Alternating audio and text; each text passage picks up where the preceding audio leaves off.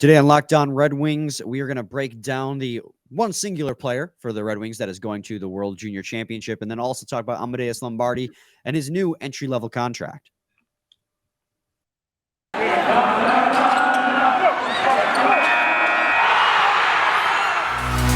You're Locked On Red Wings, your daily podcast on the Detroit Red Wings, part of the Locked On Podcast Network, your team every day.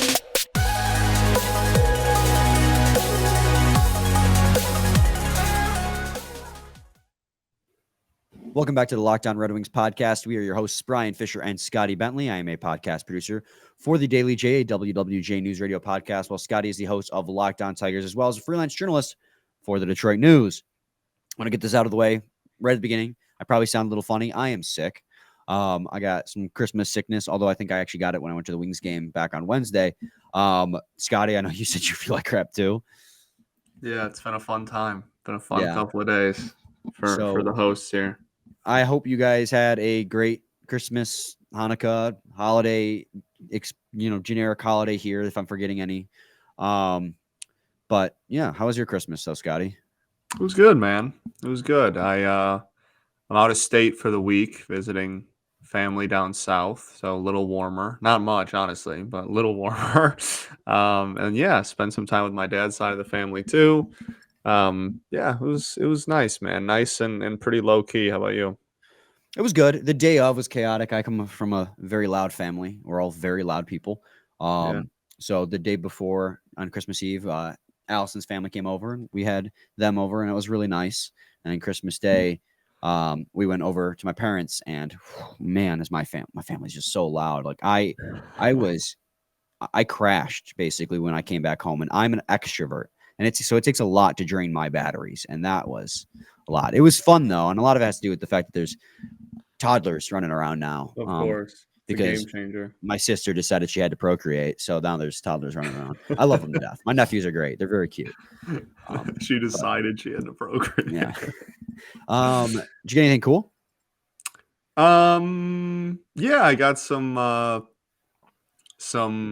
honestly, like I got a really nice like sweatshirt that I'm super pumped about. I have it somewhere around here, but like a really, really nice sweatshirt.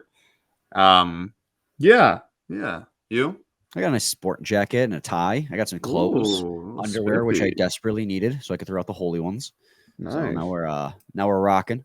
We're good. I'm good for till next Christmas. I saw a meme the other day, and it was like men walking up to the tree, and it was like a guy with just his underwear on, and had all those holes in them. I'm like, that's me.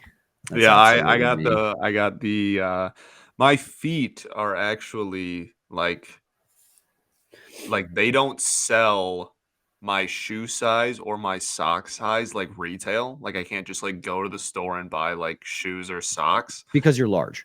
So right. So there's actually it's actually really cool. There's a company that like specializes in like footwear for people with very large feet, and so I got a whole ton of socks, and it's like the most pumped I've ever been to get socks because I'm just like running low on socks that like actually fit, and now I just got like a whole bundle of socks from like they're giant socks. Isn't that like a subplot from King of the Hill where like Peggy Hill has really giant feet, so she has to go to like a men's shoe store or something to get her shoes, and she's really ashamed of it? Right. Yeah, similar. Very similar. Me and Peggy, very similar in a lot of areas for sure. Anyways, let's get into the Red Wings stuff. What do you want to lead off with? You want to talk about Amadeus first? Or you want to talk about World Juniors? I think we talk about Amadeus first, man. You know, getting the entry level. It's pretty, exciting. He's been lighting it up. And I know a lot of people just kind of know him as like one of the dudes with the cool names, which like very fair. But he's a baller, man. He's a gamer, and it's really cool to see him get rewarded. Yeah, so he plays, for anyone unaware, he plays for the Flint Firebirds of the OHL. He's fourth in the OHL in scoring. What is his exact stats right now? He's got 96 points. Sorry, that's projected. He's got 44 points in 31 games played right now with 21 goals and 23 assists. He's projected to finish with 96 points in 68 games, but, projections are just projections. They don't really mean anything in the end. But he's a baller, man. And remind you guys, like, this isn't – a lot of times he was a fourth-round pick, and a lot of times guys who are taken outside of, like, the – second or third round, it takes him a year or two. Elmer Soderblom's perfect example. He was taken in the 2020 draft. He just signed his ELC this past year. But Amadeus Lombardi was a 4th-round pick from this draft, from the 2022 draft. And from 4th-round pick to signing his entry-level contract in the same calendar year is insane to think that he has developed to that point enough that the Red Wings have the confidence, like, this guy will have an impact in our organization very minimally, the AHL spot. And I think, watching his highlights, he's got tools. Obviously, there's lots of room for improvement still. He's playing at the OHL, so it's still very raw. But watching his skills, he can do it both. He can score goals and get assists. He's got more assists than he's got goals right now, but he's going to finish close to 40 goals in the OHL. So he's a guy who can do both playmaking and finishing. So I'm really excited to see him continue to develop. And Red Wings 4th-round picks, man, because we'll talk about Red Savage later. They continue to make waves. No, just for like where Lombardi's at right now, when you are that raw still, it's very exciting as a fan because there's still an endless amount of possibilities of the type of player he could become, right? Like he can end up developing more on the facilitator and like playmaker side of things. He can end up developing more on the like scoring and finishing around the net side of things. Like he can turn into more of like a defensive forward. Like he's the fact that we're seeing so much production in so many different areas and at a lower level, it speaks to how much better he can get in so many different areas. And so seeing somebody produce like that, that's still, again, so young and raw, it makes it super, super exciting for, what he can still become. Yeah, he's a player that has a lot left to still learn, obviously, but he's getting there. My biggest concern with him is obviously his size. He's a center who's 5'10", 165 pounds. But he's only 19 years old. So there's a chance he's not even done growing yet. And famously, Pavel Datsyuk was drafted. When he was drafted, he was still under 6 foot. And then he got to about 6'1", 6'2" is what he finished at. So and that was a lot of the reason why, besides the fact that he was from Russia, and we didn't scout Russia that heavily at the time, or the NHL didn't. That was one of the main detriments to Pavel Datsyuk. And I'm not trying to say Amadeus Lombardi is going to become Pavel Datsyuk, but I'm just trying to draw the comparison that both were undersized when drafted, but could still grow. And even if he doesn't, size isn't everything. It helps a lot in today's NHL where everyone seems to be over 6 foot. But if you're a skilled enough player, size doesn't matter because players don't touch you. Yeah, no, absolutely. So, I'm really looking forward to his development. There's been a lot of other Red Wings players that have been tearing it up outside of Amadeus Lombardi, or Red Wings prospects, I should say. Obviously, Carter Mazur has been incredible so far all season down there at the University of Denver. He so far has 20 points in 20 games played. So did Maximilian Kilpinen's up there as well in the Red Wings depth charts as far as great names. So many great names. He played for both Orborg HK and the under 20 team, but he's got 22 points in 30 games played with the under 20 team, but he's only played 1 game in the SHL. But it's not just because they're not playing in the SHL or the professional league, or they're playing at the under league. That doesn't mean they're not going to develop still. That just means that it's going to take them a little longer. Dmitry Buchelnikov is case in point for that exact philosophy. He's played with the KHL, but a lot of his time has been spent in the VHL, one of the minor leagues over in Russia, but he's tearing it up. He's got 20 points in 18 games played, and he was kind of a swing by the Red Wings organization when they drafted him. And he's, again, at a lower level over there in Russia, but he's been tearing it up and he's going to slowly advance. So, there are some Red Wings prospects who have been doing fantastic thus far, and are definitely something you want to look forward to. One guy I'm really looking forward to myself is William Wallander, because I love my defenseman. I love my Swedish defenseman over the Rogla. What did Rogla? I'll never get it. Yeah. He's got 17 points in 27 games played so far, and he plays with Marco Kasper. Marco Kasper said to opt out of the World Juniors to continue to work on his game with the professional team in Sweden. So, there's a lot of guys to really be looking forward to. And Marco Kasper himself is kind of having I wouldn't say a breakout year, but a huge step up over last year. He's getting a lot more responsibility, and he's stepping up to it. He's got 14 points in 27 games played so far with Rogla over there in the SHL. So that's the premier team over there, right? Like that's where a lot of just Red Wings prospects have played, but B, like most of the premier prospects that play in the SHL go through Rogla. So. So yeah, I just want to kind of take a second and highlight Red Wings prospects who have been doing a really nice job. And then obviously next segment, we'll talk about Red Savage, World Juniors, and why other players didn't make it. I kind of just talked about it with Marco Casper when we come back. But first, I got to talk to you guys today about BetOnline. As soon as there we go. BetOnline.net is your number one source for sports betting info, stats, news, and analysis. Get the latest odds and trends for every professional and amateur league out there, from pro football to college bowl season to basketball and the World Cup. We've got it all at BetOnline.net. If you love sports podcasts, you can find those at BetOnline as well. They've got the fastest and easiest way to get your betting info. Head to the website today or use your mobile device to learn more. BetOnline, where the game starts. Segment 2, Locked On Illness podcast. Let's transition now into talk. You catch that? I was like, what did he just say? Oh, I thought it was pretty funny. Let's talk now about the World Juniors. And so, I mean, obviously, we're going to talk about Red Savage. And if you haven't listened to it, we interviewed Red Savage during the summer. Go back into our catalog on YouTube or Spotify or wherever you get your podcasts. Great dude, great interview. Red Savage. Friend of the program, Red Savage. Go back there and listen to it. But you know, Red Savage is the sole player from the he's playing on Team USA, but he's the sole player from the Red Wings system. Sorry, guys, if I'm all over the place. Again, sick, not 100% right. He's the only player from the Red Wings system who made World Juniors, which the real story here is the Red Wings went from like 7 players to like 1 in the World Junior Championships. Yeah. Also, it's the 3rd time this calendar year we have talked about the World Junior Championship because we had the beginning of the year get canceled. They did it in the summer, and then we're doing 2022/23 now. So I feel like we constantly talk about World Juniors. It feels like it's always happening. Yes, it is.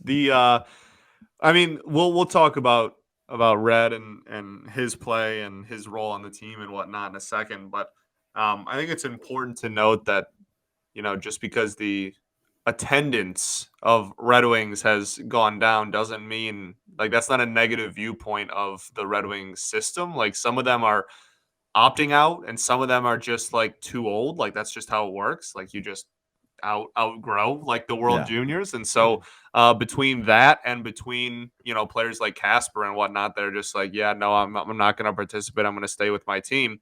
Between those two, you know, like, the number just fell off. It's not like the Wings system is, you know, significantly worse than it was 6 months or a year ago.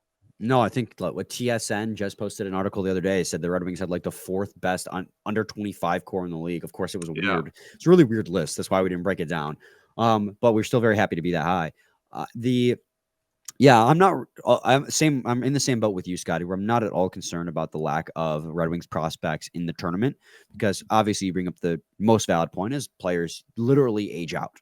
But it also has to do with like players deciding not to go and the Red Wings deciding players aren't going to go. Right. Edvinsson and Elmer Soderblom are prime examples of that, where those are 2 players that the Red Wings did not want to loan to Team Sweden because they want to keep them, one, healthy. They don't want to risk them getting hurt, but have them here in America developing. One, Elmer Soderblom is playing with the Red Wings, so he's going to continue to get more ice time and more valuable ice time within the United States with the Detroit Red Wings. But Simon Edvinsson, especially with all these injuries, granted people are getting healthy, you know, who knows if he's going to get the call up, and even without the call up, he's still playing in the AHL, which is one of the highest caliber leagues in the world. His development is better served them there by going, you know, to Canada to play in the World Juniors and just dunk on players who aren't as good as he is. I mean, yeah, he'll get a crap ton of ice time. In the couple games he played in the last World Juniors before he got sick, he got a lot of ice time. But it's more important development-wise for these players at this point. I was really surprised that Shai Buum did not make Team USA's cut. I was really shocked by that because he's had a very strong season so far as well. But, you know, I guess if they don't want to win, that's on them. There's a jab. No, I mean, it's definitely, you know, just going back to and you know, we don't have to spend too much more time on it, but just going back to the development side of, like, everybody's development path is different, especially when you're talking about someone like Casper and you're talking about, like, you are playing for the premier team of the SHL. Like, how much better is it for your development to walk away from that and go to team? Well, I guess for him specifically, I mean, I guess that's one take, but really any of them, like, it's just to go from, where you are playing now with the rest of your team and what you're used to and how you're developing and whatnot, to then just take time and take whatever it is, a month, and go play for your home country is a very different thing developmentally. And I'm not sure it can be an excellent tool, absolutely, but I'm not sure. I mean, it's just, it's one of those things where I think everybody's different for starters, but I also think that it kind of depends on where you're at in your career. If you've already done it once, like how much more valuable can the World Juniors get if you are back again for a second year or whatnot? And I don't like, again, like, especially, with Casper specifically, if you're with somebody that if you're with an organization that is like a premier team like that, I mean, how much better is leaving it for a month to go play against other countries really going to do you? So yeah, I mean, it really is a to each their own type of thing, and I'm definitely not dogging on the World Juniors. It's one of the most fun couple of weeks of the year, but yeah, I think that's kind of one where everybody's different, and each player is going to have their own opinion on their how much it'll help them developmentally. Okay, well, let's talk about Red Savage now. He's obviously, we've said it a couple times, he's the lone representative of Team USA at the World Juniors, or the lone representative of the Detroit Red Wings at Right. World Juniors. Again, sick. Sorry, guys, my brain scrambled. But I'll tell you the good news regarding Red Savage is, despite being a third line center on the roster in games that are being played, he's wearing an A for that team. And that's not the first time he's worn a letter for Team USA at the World Juniors. Now, he plays for the University of Miami, Ohio. He said as much. Again, plug in that episode. He's been on Locked On Red Wings during the summer. Go back and look at a Red Savage interview.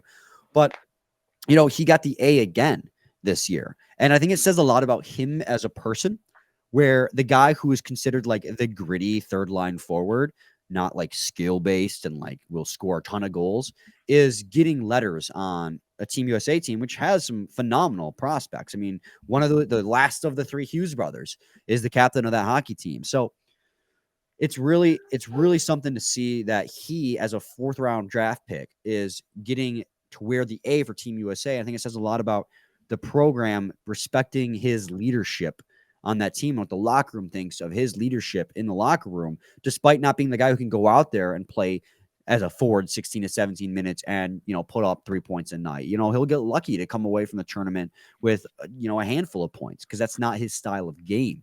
So I think it says a lot about Red Savage that he is getting a letter again with Team USA. Yeah, I mean, the leadership quality that he I mean, obviously we're not in the locker room, but like clearly seems to possess, and it seems like pretty much every team he's a part of, he's put into some sort of leadership position, whether it's a letter or whatnot. So yeah, I mean, it's really cool to see again. And I guess really the biggest thing is, like, for juniors then with that, what will his role be? Like, how much does that maybe mean more ice time? So it makes it a little more exciting than it already was. And yeah, it's a cool thing. Very, very cool to see, one of our prospects be so highly regarded in that area of the game. Yeah, and we saw a little bit of it when he came on our podcast and we spoke to him because he spent a lot of time talking about, other players at Yeah. the, was that, it And, like, was right inviting other players following, over to his place and, like, yeah, posting stuff. I mean, a lot like that. it was right after following the, not the prospects tournament, but the, oh God, what was the name of it? Again, sorry, illness brain, Well, but no, wasn't all it the, right all the after, like, prospects, it was a prospects the, camp like, at LCA. team, like, what was it called? You're drawing a blank too. Great. Yeah, yeah, yeah, It was a it prospects was camp at camp, and, like, LCA. there were some older players there and some younger players, and yeah. But he talked a lot about Carter Mazer and like what he loved about him. He talked a lot about his other teammates that he played with. Like, he talked a lot about other players instead of himself. And, I think that Yes. gives you kind of a little bit of a window into the type of player he is, that he's willing to, not so much brag about his own ability, but talk about how his other potential Red Wings teammates have progressed in their abilities and in their skill set. So I like that a lot. I like Red Savage a lot, but I'm a little biased. Agreed. Very much agreed. When we come back, we'll wrap things up, kind of talk a little bit about players to watch at World Juniors, because again, this is not just as far as Red Wings prospects that we already have, but 2023 draft prospects are there. And I think obviously all eyes are going to be on Canada. So stay tuned. We'll be right back with Locked On Red Wings. Segment 3, Locked On Red Wings podcast. We are let's talk a little bit. So we're recording this at 4:00 in the evening. Is 4:00 afternoon or evening in your opinion? My thing is I guess like 5 or 6 o'clock is like my cutoff. So I would say 4 in the afternoon. Yeah, I think 5 is like a good evening start time. But we're recording this at 4:35 in the afternoon on December 26th. So World Juniors have actually officially already started in preliminary play. Switzerland has beat Finland 3-2 in overtime. Game. Overtime thriller. Well, just like Finland is such a good hockey team in almost every turn. They're one of the better teams. And then to have Switzerland as a hockey country has come a long way. It seems like every tournament they do a little bit better. Switzerland has really just come a long way. I love it. But then also, as we're recording this, Sweden and Austria are wrapping up, and I think it's like 11-2 Sweden. Something insane like that. I mean, Sweden's a powerhouse, man. And it sucks for Austria because Austria, as a hockey country, has come a long way too, but it did not show up in this game playing a juggernaut like Sweden. No Marco Kasper, baby. No Marco Kasper for Austria, and that stings. Sweden didn't have Elmer or Edvinsson, though, and that stings for them, but they still put on a huge showing. Yeah. But yeah, man, it's World Juniors as just a smorgasbord of NHL draft prospects to look out for. But the top 2, I mean, again, like every single year, all eyes are on Team Canada.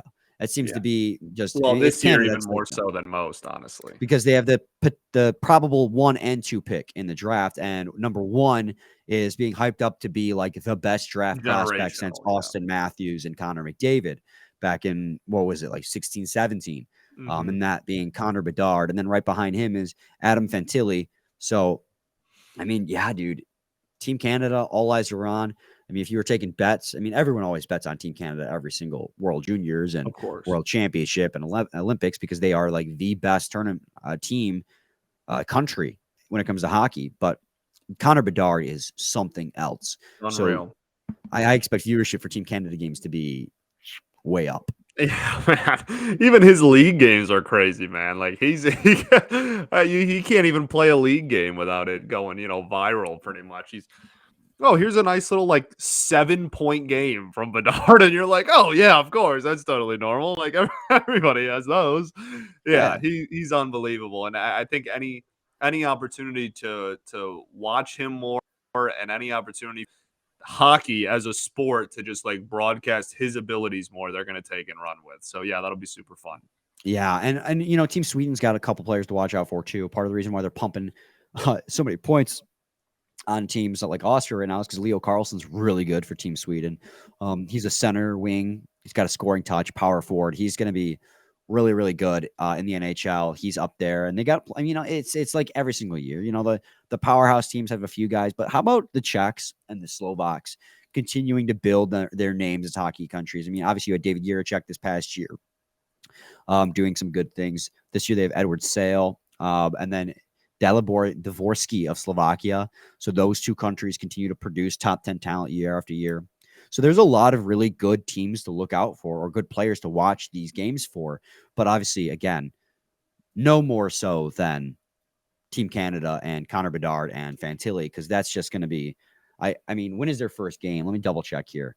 United States plays at 4:00. So their game just started, actually, as of recording this. But the Canada plays Czech today at 6:30 Eastern time, if I'm remembering this correctly, because it says 7:30 Atlantic Standard Time. And so I'm trying to do the math, but 6:30 is going to be Canada versus Czech. So I just rattled off a couple of really good Canadian and Czech players. So that's going to be a pretty big game to watch here in the preliminary round. Absolutely, man. Yeah, World Juniors are electric. They're really fun. And I know we keep pump faking it. We keep talking about like, will they happen? Won't they happen? What's going to happen with this one? Who's going to be a part of it? Whatever. So it's nice to see just a full field of prospects. It'll be super fun. Yeah, and what's a shame too is, that you can't predict the course of a rebuild. But the Red Wings tend to, excuse me, my throat's really dry. No, you're good, dude. You can't predict the course of a rebuild. And it's just like the Red Wings are probably going to be, unless they have an epic collapse in the second half, which hopefully we don't have that again this year. But, the Red Wings are probably too good to be in the conversation for like a top 5 pick this year. Obviously, they didn't have one last year or the year before that. I mean, they've only had one top 5 pick in this rebuild, and that was Lucas Raymond. But I mean, man, shout out. This would have been the year, man, with Connor Bedard, but the Red Wings rebuild just started too early in terms of like timeline to sync up and get Connor Bedard. And obviously, there's no one to blame for that. If anything, the rebuild should have started earlier. We had that conversation, but it's just like we're just a little bit too far. Go, though. We're just a little bit too far along in our rebuild to really have an actual chance at Connor Bedard. And it's just, man, is he going to be a difference maker? And we talk about things the Red Wings need, and it's an elite playmaker. Like that is what the Red Wings desperately need at this point in the rebuild is, an elite level forward. And, I love Dylan Larkin, and he's probably going to be a point per game guy, but they need like a 90, 100 point guy to really become that threat in the NHL. And they don't have that guy as of yet. Maybe Carter Mazur will, and he's been great, but maybe he'll blossom. It's just, but there's no one you can, there's no one on draft night that you have gotten that you look at and go, that's the guy who's going to change this organization. For sure. Absolutely. And that's one of the cool things just about the World Juniors as a whole is just, putting all of those prospects or either young prospects that are already drafted or future draftees and stuff all up against each other is just super cool. So, yeah. So, all right, man, I've rambled enough. I don't think I have anything else to say. Go Team USA. We're rooting for the Americans. Yep. If not, I guess I'll root for Team Sweden because of all the Swedens on the United States team. We have a lot of Canadian Red Wings fans too. Anyone but Canada. Oh, okay. Anyone but Canada. No. Anyone but Canada. Never mind.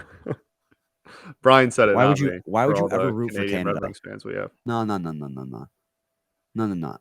Listen, Canadian Red Wings fans, I appreciate you, but anybody but Canada. Anybody. Yeah, okay. I just said you said it, not me, which is objectively true. So it is objectively true, and I'm objectively right in this opinion. So even though I said finished that. But in reality, it's going to be a fun tournament either way. And if Canada wins, whatever, there will be another one next year. It's fun. We'll be back with an episode preview tomorrow. Hopefully we both feel better. Yeah. Any final thoughts? We ball. Be back tomorrow. Same time, same place. It's your team every day. BetOnline. BetOnline. Here's my mouse.